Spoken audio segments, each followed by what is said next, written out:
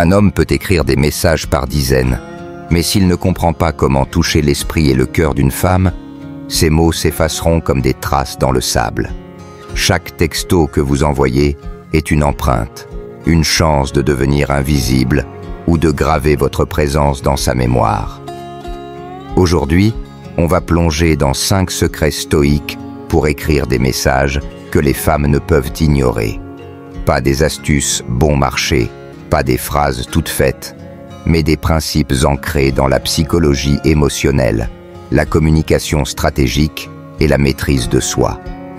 Ces secrets, inspirés par la sagesse de Marc Aurèle, qui disait « Ce ne sont pas les choses qui troublent les hommes, mais leur jugement sur elles ne cherche pas à vous faire briller, mais à vous rendre inoubliable. Restez jusqu'à la fin, car ces clés vont changer votre façon d'écrire, et peut-être même la façon dont vous vous voyez. Et vous, dites-moi en commentaire, quel message vous a marqué à vie, ou quel texto avez-vous envoyé qui n'a jamais été oublié? Je lis tout. Un message peut devenir une arme psychologique quand il sait danser avec le silence. Imaginez, vous discutez avec une femme, la conversation coule, mais vous sentez qu'il est temps de marquer un point. Au lieu d'enchaîner avec un banal « Tu fais quoi ?» vous lâchez. Tu me fais penser à une phrase de Sénèque « Je te la dirai si tu me rappelles pourquoi ». Puis, silence. Vous disparaissez. Pas d'explication, pas de suite. Ce message, court, intrigant, presque énigmatique, est une flèche qui touche sans blesser. Il ne flatte pas, ne supplie pas, il titille. Vous plantez une graine dans son esprit, et en vous retirant, vous laissez le vide faire son travail. Elle se demande « Quelle phrase? Pourquoi moi ?» Il joue ou il est sérieux? Pendant que vous vivez votre vie, elle cogite. Ce silence dirigé, c'est l'art de parler en se taisant. Pourquoi ce message est-il si puissant? Parce qu'il incarne la retenue stoïque. Marc Aurèle nous enseigne que chaque mot doit avoir un poids, chaque silence un sens. Un homme stoïque ne texte pas pour combler un vide, mais pour créer une réaction.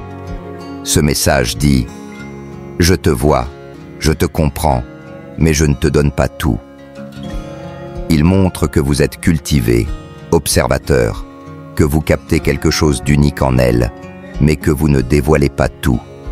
Vous pratiquez l'art du mystère, une arme psychologique qui pousse l'autre à vouloir en savoir plus. Prenons un exemple concret. Julien, un graphiste de 32 ans, discute avec une femme rencontrée lors d'un vernissage. Elle parle de sa passion pour la littérature. Il lui écrit « Ton énergie me rappelle un vers de Rilke, je te dirai lequel plus tard. » Puis, rien. 2 heures après, elle répond « C'est quoi ce vers? Tu peux pas me laisser comme ça ?» Elle est accro, pas parce qu'il a flatté, mais parce qu'il a éveillé sa curiosité et s'est retiré avec élégance. Ce message fonctionne sur 3 leviers psychologiques. D'abord, la curiosité. Les femmes adorent résoudre des énigmes émotionnelles. Ensuite, la rareté. En vous taisant, vous devenez moins prévisible, plus précieux. Enfin, la différenciation. 99% des hommes envoient des messages banals. Vous sortez du lot. Mais la clé est dans le silence qui suit. Ne relancez pas, ne justifiez pas. Si elle demande « C'est quoi cette phrase ?» Répondez vaguement « Je te dirai quand l'inspiration reviendra. » Si elle ignore, parfait, elle y pense quand même. Ce message, c'est une graine stoïque. Vous plantez et vous laissez pousser. Ce silence dirigé ne se limite pas à une conversation naissante. Imaginez une relation plus avancée.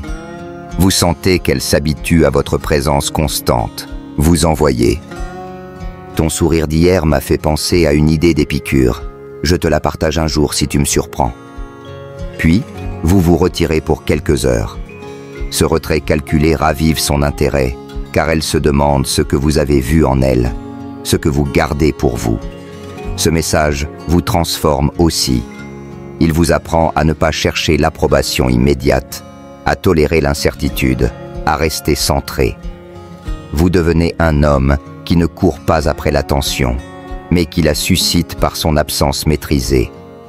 Mais la curiosité n'est qu'une facette de ce qui rend un message irrésistible, car une femme ne cherche pas seulement à être intriguée, elle veut être surprise par votre intelligence émotionnelle. Un message peut renverser une conversation quand il reflète ses mots avec une audace subtile. Quand une femme vous écrit, elle ne veut pas toujours une réponse logique. Elle cherche une vibration, une tension, un frisson. Trop d'hommes tombent dans le piège de la banalité. Ils expliquent, se justifient, cherchent à plaire. Mais une femme, inconsciemment, veut un homme qui sait la déstabiliser avec élégance. C'est là qu'intervient le miroir inversé, un art de répondre en reflétant ses mots, mais en les détournant avec une touche d'audace et d'humour. Par exemple, elle écrit « Tu réponds pas vite, dis donc ». Au lieu de dire « Désolé, j'étais occupé », vous lâchez. Je savoure le suspense, ça te va bien d'attendre un peu. Ce message, léger mais affirmé, retourne la dynamique. Vous ne vous défendez pas, vous jouez, et elle adore ça. Pourquoi ce miroir inversé est-il si efficace? Parce qu'il montre 3 qualités rares. D'abord, la perspicacité. Vous comprenez qu'elle vous teste, qu'elle cherche à voir si vous pliez. Ensuite, la maîtrise. Vous ne réagissez pas impulsivement, vous répondez avec assurance. Enfin, le détachement. Vous ne cherchez pas à lui plaire à tout prix, vous restez ancré. Prenons un exemple. Clara, une avocate, écrit à Antoine, un entrepreneur. « T'es du genre mystérieux, toi. »« Moi, papa, moi, pas. » Au lieu de nier ou de surenchérir, il répond « Juste assez pour éviter les spoilers. » Elle rit, relance. « T'es sûr que c'est pas une façade ?» Il enchaîne. « Une façade? Non, juste un scénario bien écrit. » À chaque fois, il reflète son message, mais le détourne avec une pointe d'esprit. Résultat, elle est captivée, car il ne tombe pas dans le piège de l'explication. Ce miroir inversé est stoïque, car il incarne le contrôle de soi.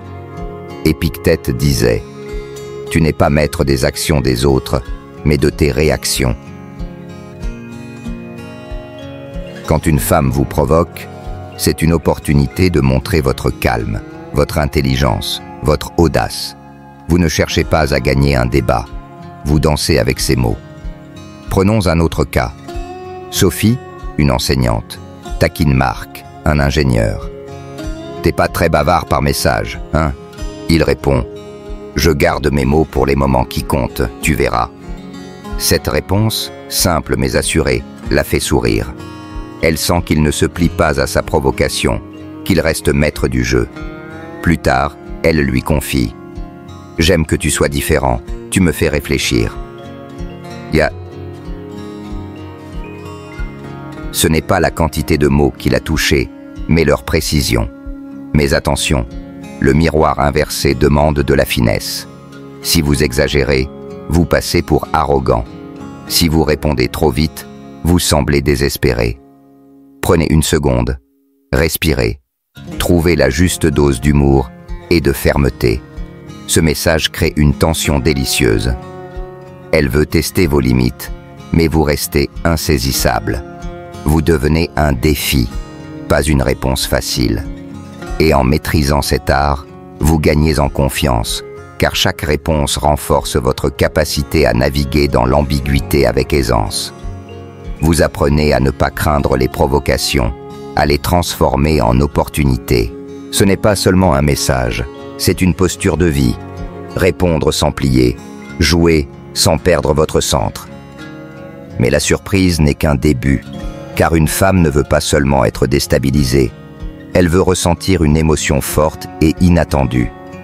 Un message peut enflammer une conversation s'il joue sur des contrastes émotionnels. Rien ne tue l'attraction plus vite que la prévisibilité. Les messages trop gentils trop logiques, trop fades, éteignent de l'étincelle. Une femme s'ennuie si elle lit ce qu'elle attend. Ce qu'elle cherche, c'est une émotion, un soubresaut, quelque chose qui la fait vibrer. Les hommes qui captivent savent que le cerveau féminin aime les contrastes, les surprises, les paradoxes. C'est là qu'intervient le message d'opposition émotionnelle, un texte qui reconnaît son émotion, mais la détourne pour créer un choc doux. Par exemple, elle écrit « Tu me manques un peu, je crois », au lieu de répondre « Toi aussi, tu me manques ». Vous dites « T'en fais pas, je m'habitue doucement à ton absence ». C'est presque méditatif. Ce message, à la fois taquin et solide, la secoue. Elle s'attendait à de la douceur. Elle reçoit une pirouette qui la fait sourire et réfléchir. Ce contraste fonctionne parce qu'il joue sur la psychologie féminine. Une femme est attirée par les émotions complexes. Le rire mêlé de doute, la tendresse avec une touche de défi. Ce message la fait passer d'un « il est à moi » à un « attends, pourquoi il dit ça? Il m'oublie ou il me teste ?» Elle ne peut pas vous ranger dans une boîte. Prenons l'exemple de Nicolas, un consultant. Une femme avec qui il flirte lui écrit « T'as déjà oublié mon existence, avoue ». Au lieu de rassurer, il répond « Oublié? Non, je savoure juste le calme avant ta prochaine tempête ». Elle éclate de rire, relance immédiatement. Pourquoi? Parce qu'il a créé une vague émotionnelle. Elle s'attendait à une confirmation, il lui a offert un défi. Ce contraste la garde éveillée, intriguée, vivante. Ce message est stoïque, car il incarne la discipline émotionnelle. Marc Aurèle disait « Tu as le pouvoir sur ton esprit, pas sur les événements extérieurs. » Quand une femme vous envoie une émotion, elle vous teste. Allez-vous plonger tête baissée ou rester maître de vous? En répondant avec un contraste, vous montrez que vous ressentez, mais que vous ne vous laissez pas emporter. Prenons un autre exemple. Camille, une artiste, écrit à Thomas « Je t'imagine en train de m'ignorer royalement. » Il répond « Royalement? Non, je médite juste sur ton prochain chef-d'œuvre. » Elle est désarçonnée, mais charmée. Ce message n'est pas une capitulation, c'est une invitation à continuer le jeu. Plus tard, elle lui dit « Tu sais toujours comment me faire sourire, même quand je te cherche. » Ce contraste, c'est une alchimie. Il a transformé une provocation en connexion. Mais attention, ce n'est pas de la froideur. Il faut doser. Un zeste d'humour, une touche de fermeté, une pincée de chaleur. Si vous êtes trop sec, vous passez pour insensible. Par exemple, si elle écrit « J'ai pensé à toi hier », ne dites pas « Cool, moi pas ». C'est cruel, pas stoïque. Dites plutôt « Hier, j'étais trop occupé à dompter mes pensées, mais toi, t'as pensé quoi ?» Vous reconnaissez, vous détournez, vous relancez. Ce message vous transforme, car il vous apprend à naviguer dans les émotions sans vous y noyer, à répondre avec intention plutôt qu'avec impulsion. Vous devenez un homme qui ne suit pas, mais qui guide la danse. Chaque texto devient une occasion de renforcer votre centre, de montrer que vous êtes un roc, même face à la tempête émotionnelle. Mais l'émotion, aussi puissante soit-elle, n'est qu'une partie de l'équation, car une femme est aussi attirée par l'espace que vous savez créer. Un message peut devenir magnétique quand il annonce une absence élégante. L'une des erreurs les plus courantes des hommes, c'est de croire que plus ils sont présents, plus ils sont désirés. Ils répondent vite, relancent souvent, maintiennent la conversation par peur du vide. Mais la psychologie humaine est claire. Ce qui est rare est précieux. L'absence, quand elle est bien orchestrée, allume l'imagination, et l'imagination nourrit le désir. C'est là qu'intervient le message d'absence structuré, un texte qui annonce votre retrait avec style. Par exemple, Je te laisse un peu d'espace, ma sérénité risque de devenir trop addictive. Ce message est une bombe discrète. Il dit « Je suis bien sans toi, mais je choisis de m'éloigner avec classe. » Ashama. Et ce retrait crée un effet boomerang. Pourquoi ce message est-il si fort? Parce qu'il ne s'agit pas d'un silence brutal, mais d'une absence annoncée. Vous ne disparaissez pas comme un voleur, vous partez en laissant une trace. Ce message montre que vous vous valorisez, que vous n'êtes pas dépendant, que vous maîtrisez votre temps. Prenons l'exemple de Lucas, un ingénieur. Après une soirée intense avec une femme, il sent qu'elle attend un message. Au lieu d'écrire un classique « J'ai passé un super moment », il envoie « Je prends une pause, mon silence a besoin d'un tête-à-tête. À bientôt. » 2 jours plus tard, elle relance. « Ton silence est trop bruyant. C'est quoi ton secret ?» Elle est intriguée, car il a créé un vide qu'elle veut combler. Ce message repose sur 3 règles d'or. D'abord, annoncez subtilement. Ne coupez pas le contact sans un mot, laissez une phrase élégante. Ensuite, restez mystérieux. Ne justifiez pas, ne dites pas ce que vous faites. Enfin, revenez en douceur. Quand vous réapparaissez, ne vous excusez pas, soyez léger, comme si le monde tournait sans elle. Prenons un autre exemple. Paul, un écrivain, sent que sa conversation avec une femme devient routinière. Il écrit « Je fais une petite pause, j'ai rendez-vous avec mes pensées. On se recroise bientôt. » Et son mot. 3 jours plus tard, il revient avec « Mes pensées m'ont libéré. Et toi, quoi de neuf ?» Elle répond avec enthousiasme, car son absence l'a fait réfléchir à lui. Ce vide, bien géré, a ravivé son intérêt. Ce message est stoïque, car il incarne la discipline de la rareté. Épictète disait « Ne cherche pas à posséder ce qui ne t'appartient pas. » En vous retirant, vous montrez que votre paix ne dépend pas d'elle. Ce vide stimule son imagination. Elle vous voit ailleurs, libre, fort. Et dans ce vide naît le désir. Mais attention, ce n'est pas un jeu manipulateur. Vous ne disparaissez pas pour la faire courir, vous vous recentrez pour rester aligné. Prenons un cas où ça peut mal tourner. Si vous disparaissez sans prévenir, elle peut se sentir rejetée. Si vous revenez en vous excusant, vous perdez votre puissance. La clé est dans l'élégance. Partez avec style. Revenez avec assurance. Ce message vous transforme, car il vous apprend à ne pas mendier l'attention, à créer de l'espace pour vous-même, à devenir un homme qui choisit ses moments.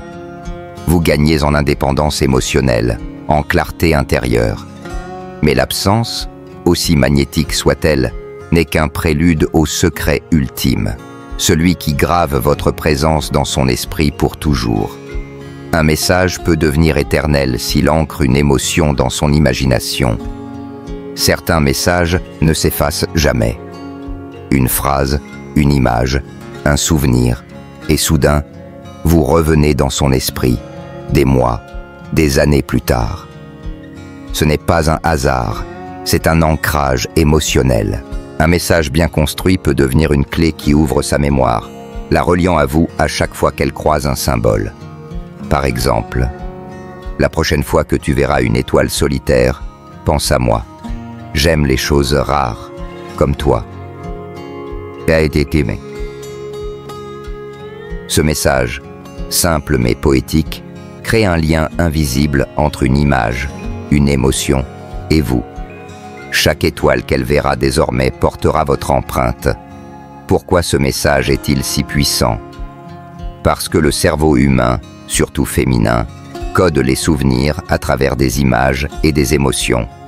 Une femme ne se rappellera pas toujours ce que vous avez dit, mais elle n'oubliera jamais ce que vous lui avez fait ressentir.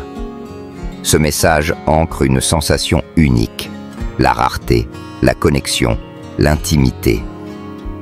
Prenons l'exemple de Thomas, un musicien. Après un rendez-vous, il écrit à une femme: « Quand tu entendras une note de piano dans une rue vide, imagine que c'est moi qui brise le silence pour toi. » Des semaines plus tard, elle lui raconte qu'elle a pensé à lui en entendant un pianiste de rue. Ce message n'était pas une déclaration, mais une graine plantée dans son imagination. Un message d'ancrage repose sur 3 piliers. D'abord, un élément sensoriel, une image, un son, une sensation. Ensuite, un lien personnel. Vous connectez cet élément à vous, sans forcer. Enfin, une touche d'ouverture. Laissez son imagination faire le reste. Prenons d'autres exemples. Quand tu sentiras l'odeur du café au matin, pense à moi. Je suis un peu comme cette première gorgée, discret mais intense. Ou, si un jour tu vois une pluie fine sans prévenir, imagine que c'est mon calme qui touche ta peau. Ces messages ne sont pas des poèmes, mais des ponts émotionnels. Ils lient un moment, un symbole, à votre présence. Ce message est stoïque, car il incarne la précision. Marc Aurèle disait « Fais chaque chose comme si c'était la dernière. Un message d'ancrage n'est pas un bavardage, c'est une œuvre. Il demande de l'observation. Que remarque-t-elle dans le monde? Qu'aime-t-elle? Une femme qui adore la mer pourrait recevoir. Quand tu verras l'écume des vagues, pense à moi, je suis un peu comme cette force qui revient toujours. Une femme passionnée de lecture, quand tu tourneras la page d'un bon livre, imagine que je suis ce mot rare qui t'a fait sourire.